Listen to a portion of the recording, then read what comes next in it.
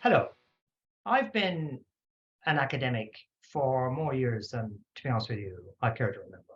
And I've been a mentor. The name changes from time to time. Tutor, moral tutor in the very old days when I started. Mentor more often these days. I've always enjoyed it. It's changed over the times. In the early days, you just got to know the student and you played it really by yourself. But now, especially at a place like LSE, I've been working at LSE for over 20 years, there are immense ranges of support teams available. So I think of myself as the go-to person for my academic mentees. What that means, in my opinion, is that I don't know everything in some encyclopedia I've swatted up before they come and see me, but I know how to find things out. And I know that there are things that I can find out that I can usefully pass on to them, whether it's counseling, whether it's concerns about exams, whether it's what to do when an individual teacher is really letting you down, whether it's to do with careers. I feel I'm the one who can point them in the right direction. I think that's one of the ways in which the job has changed. I don't solve the problems necessarily, but I know who can. So that's my first rule I set myself.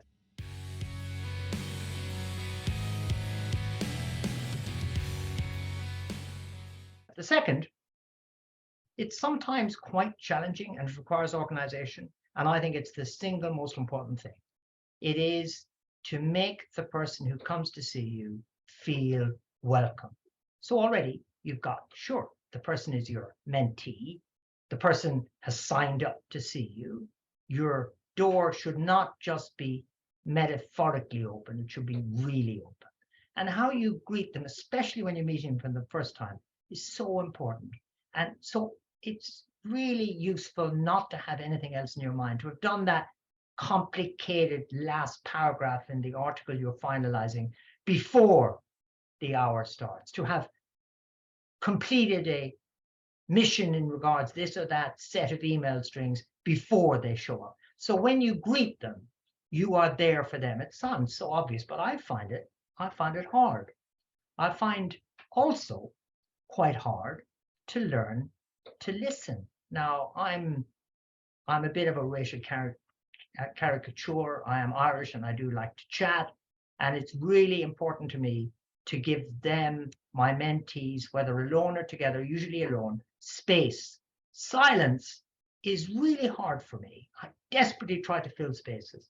But if we learn, and I've had to learn, if we learn to be silent during groups and during individual sessions of mentoring, then material can come out from a pupil or student that wouldn't have come out if you had been, as it were, saying at the very end, having talked a lot. Now, anything I need to know, you need to give space for the thing you should know to emerge from the mentee. So I find that, as I say, quite tricky.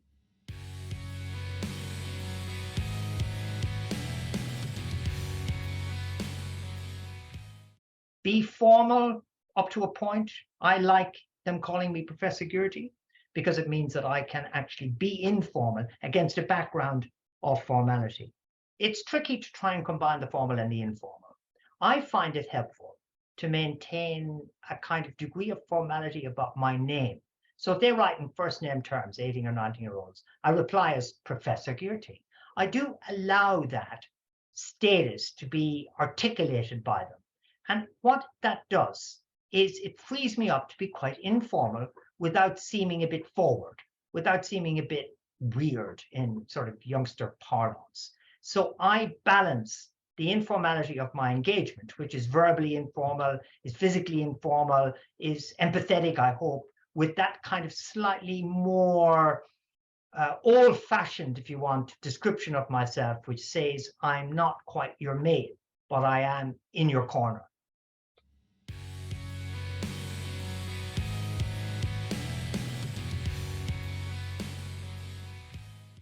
A very helpful thing to do, and I've taken a long time to come to this, are keep notes of the people you meet. And I do it old school in a copybook.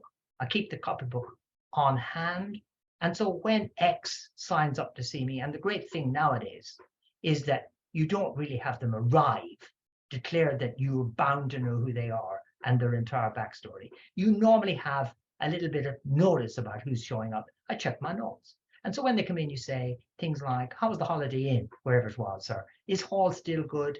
And it really individualizes. I know it's a bit false, it's a bit consumerism, but it makes students feel good to know that their advisor knows who they are. It's cheating in a way, you do know in advance, but nevertheless, it's certainly something that I find helpful in building relations with them. And also means you can chase them. You know who's not turned up. You know what the state of play is with somebody. You can follow up, and I follow up by email if people don't show. Email's fantastic. In the old days, I used to be inundated with pieces of paper slipped under the door. Nowadays, you can actually see in real time where they are and what they're doing through email systems. Fantastic.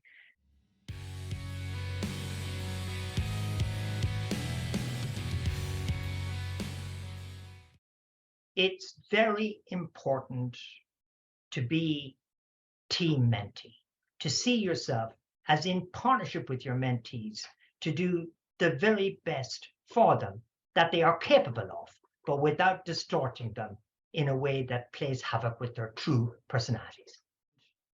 We can't always make people successful. Law, my thing, hugely competitive, but sometimes in a way, it's not within our gift to turn people into something they're not. So we need not to be over dramatically ambitious on their behalf. We need to be empathetic to them in all their strengths and in all their weaknesses. In the end, final point, I think it's really great to like students. It really helps with all of what I've just been describing. So that's me. And by all means, if you see this and have a question, I'm easy to find on email. Just send me an email.